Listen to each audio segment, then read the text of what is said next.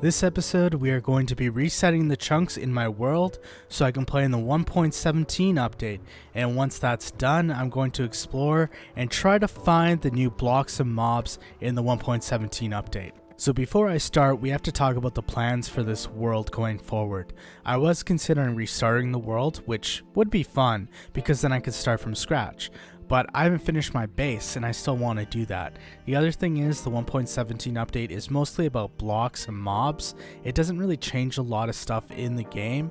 So the 1.18 update will be a major update since it'll add more biomes, increase the build limit, lower the floor, and there's probably a lot of stuff that I am completely forgetting. But the 1.18 update is a really big update. Now let's talk about the specific plans for my base. I still need to do some work on the interior.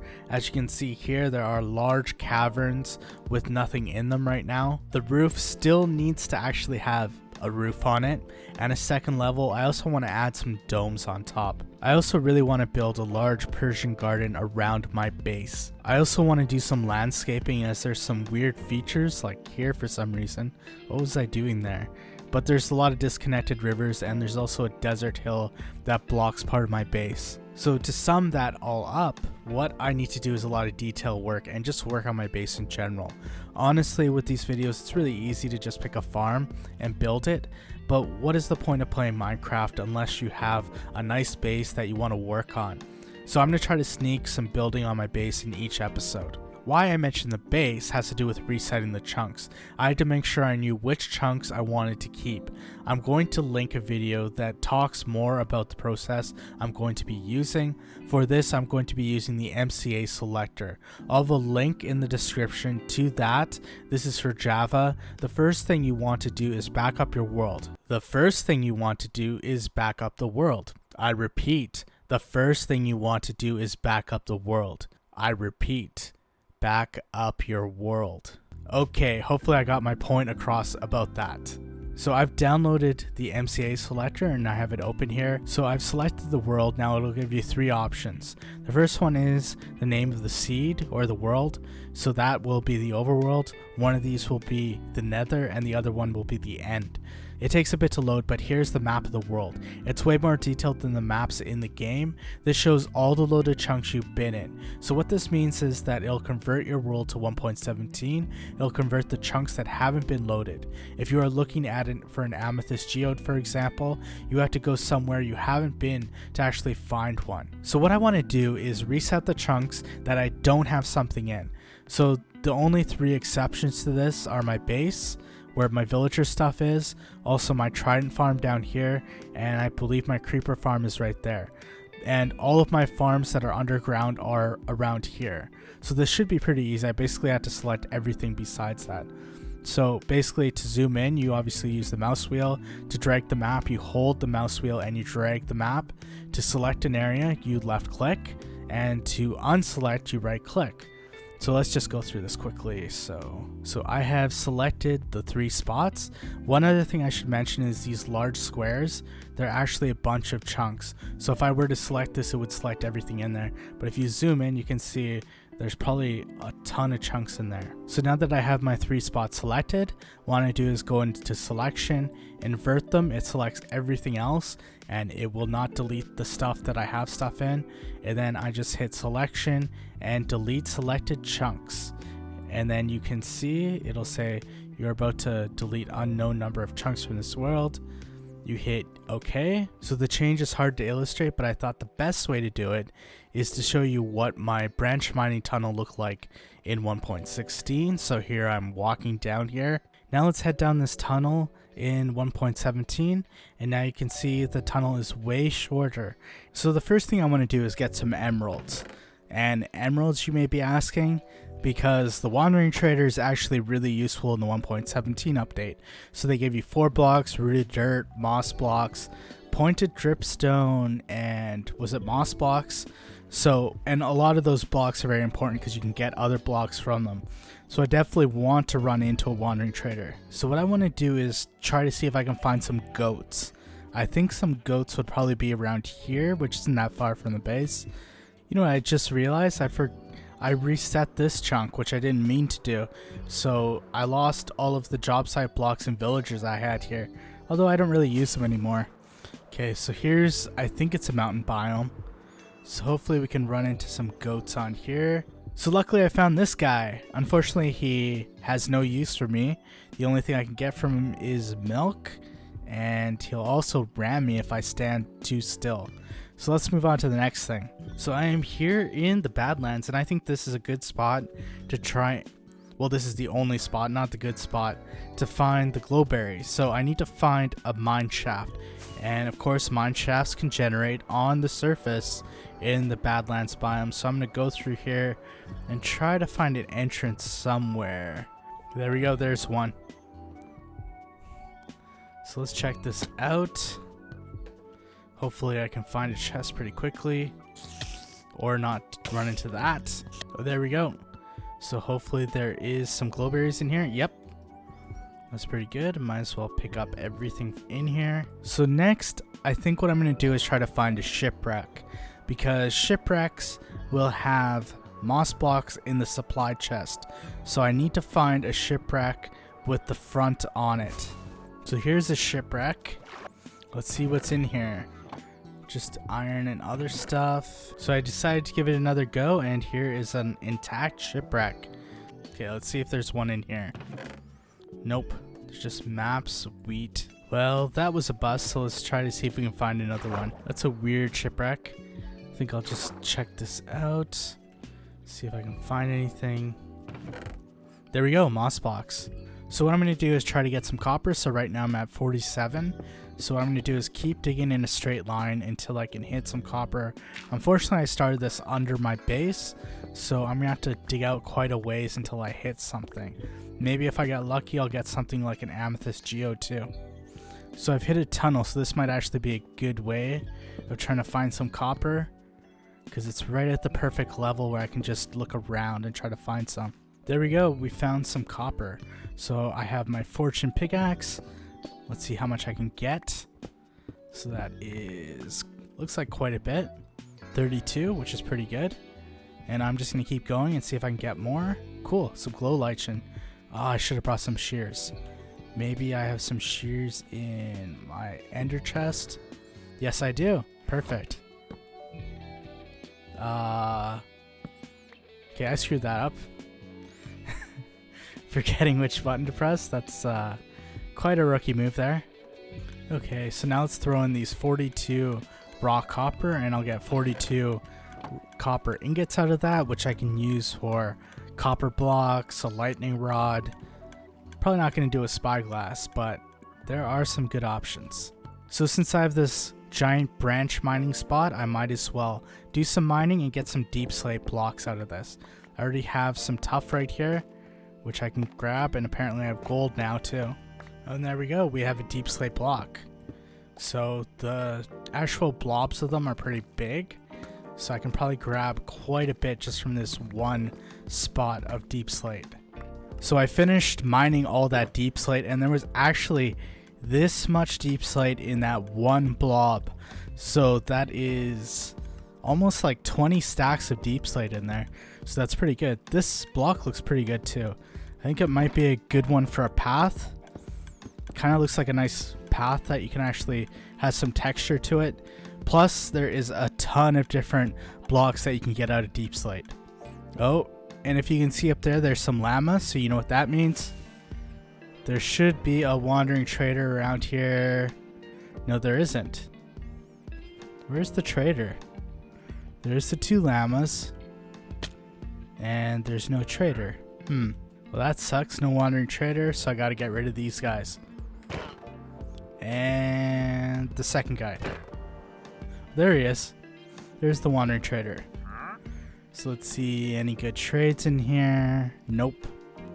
Coral blocks, interesting. No, you're useless. Okay, so I completely forgot that it is cobble deep slate that you can use in the stone cutter. So I have to break all the deep slate because I use silk touch. Okay, let's check out these blocks. These look pretty good. The chiseled one looks good. I really like this deep slate tile. Looks pretty good. That looks a lot like, is it blackstone brick? Let's see, and then the polish looks pretty good. Really like these blocks. They have They don't look as dark as I thought. I thought they were like blackish, but they look like a nice dark gray. Let's see what they look like here. Yeah, that looks pretty good. Definitely can use that on a lot of stuff. So the next thing I want to grab is an amethyst geode. So this one's going to be a bit tricky. I think the best way to do this is to find a cave system and then try to find the kind of the weird shape that the geode is. So it's kind of a circle with smooth basalt on the back. There might be an opening from a cave system into an amethyst geode. So what I'm going to do is just, I think there's a cave if I keep going straight.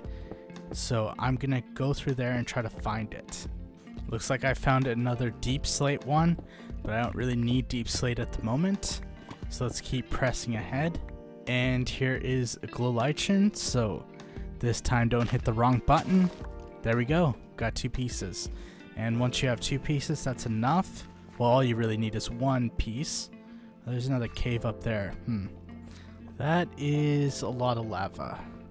So of course I get to do my favorite thing. One of my favorite things.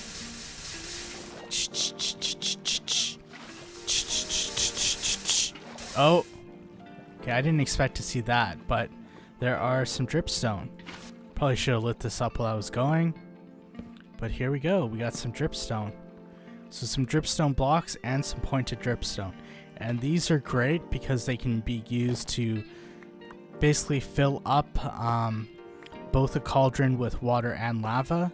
So definitely something I really want. I mean, it really makes lava renewable, which it wasn't before. So let's grab as much of this as we can. Well, I found what sounds like a zombie dungeon, which is not what I'm looking for. I'm trying to find an amethyst geode, but this is a lot trickier than I was expecting. It's definitely taking a lot longer than I thought. Oh, that looks like an axolotl, which is cool. Kind of looks hard to see with the lighting the way it is, but you can see it right there. It is a yellow one. So to get it, all I gotta do is just click on it there, and I got a bucket of axolotl. So finding the geode seems to be a lot trickier than I was expecting. I thought that I might be able to get it just through branch mining and exploring the caves underground, but what I think I'm going to do is go from the surface, go through these places and see if I can find a geode. Well, it looks like I found another axolotl. Well, that sucked. So I was looking through my inventory and a creeper blew me up when I wasn't looking. I don't think I can recoup all that stuff, but I don't think there was anything valuable except for my netherite stuff. So that really sucks.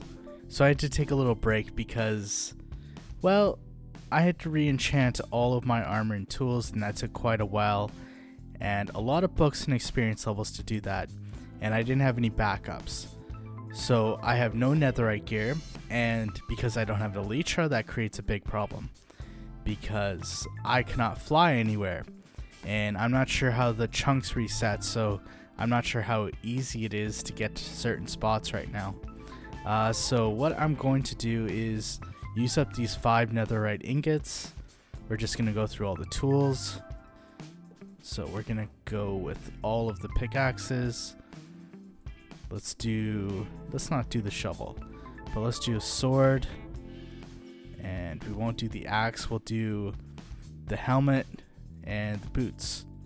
And that's should be enough. So pretty much everything I did last episode, where I went to the end to grab some elytra and go to the nether to actually get the ancient debris for the netherite armor, has been completely wiped out.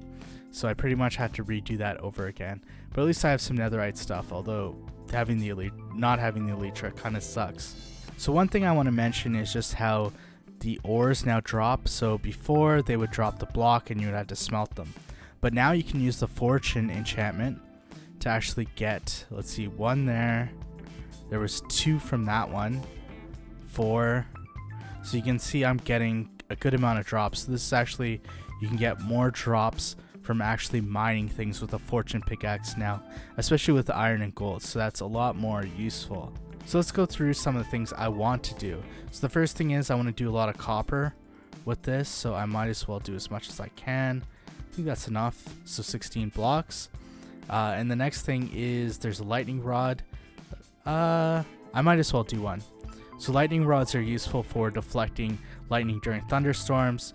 It's useful if you have flammable builds. I don't have a flammable build, but basically, material will catch on fire if it's struck with lightning, and this is useful for deflecting it.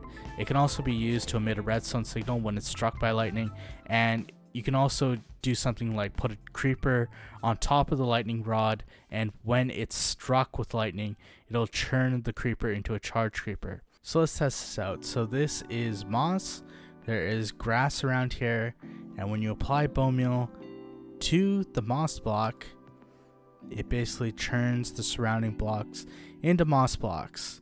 So what I specifically want, that's one thing I want, is the flowering azaleas.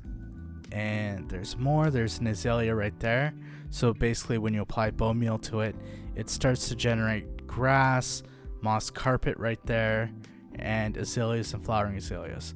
And when you apply bone meal to the flowering azalea, it becomes an azalea tree, which has oak log, it has a flowering azalea leaves, and under here should be a rooted dirt block, which I could use.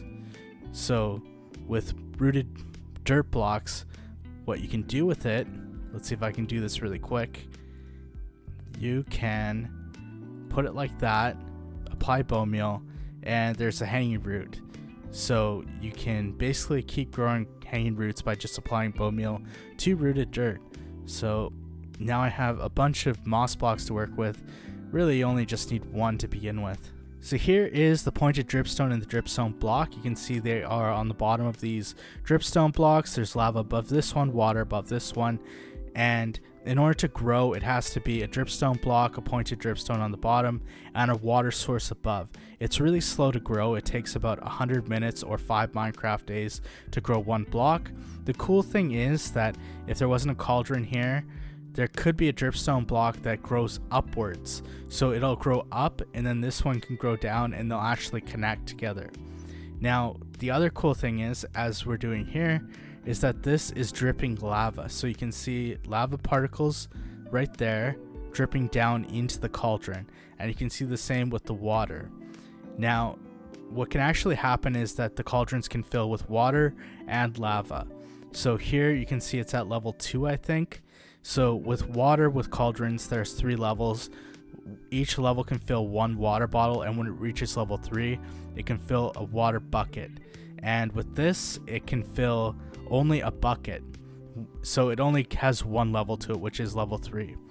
Now the cool thing about the lava one is that it makes it renewable to actually have lava buckets when you want. So you can set this up, it'll fill slowly with lava, and then you can get a bucket of lava. So instead of having to go out and find lava somewhere, this is a renewable way of getting lava.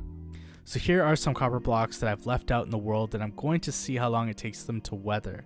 So how the weathering works is there's 4 stages. It goes from a copper color like this to a green color, and how it works is that every random tick, or 68 seconds on average, there's a 5% chance of it entering pre-oxidation and then eventually advancing 1 stage. So it might take 1 Minecraft day for it to advance 1 stage. So after that, if you want to remove some of the oxidation, you can use an axe to do that. Also, the copper blocks are affected by the copper blocks in the area. So that's why I have them spaced out, because I believe it's 4 blocks in each direction. So if there was all the copper blocks in one spot, it would actually make the oxidation go way slower. And if this was 1 stage above this and there was all copper blocks around it, it would not oxidize at all. So you definitely have to space them out, and hopefully we can get some cool colors. I kind of like this look though. This could definitely work if I want to use it in some build. I think that is enough for today's episode. I was hoping to do everything in the 1.17 update, but I guess there was a lot more stuff than I anticipated. So next episode, I'm definitely going to be looking for an amethyst geode, and there's a lot of other stuff I want to do with the 1.17 update. So thank you guys for watching.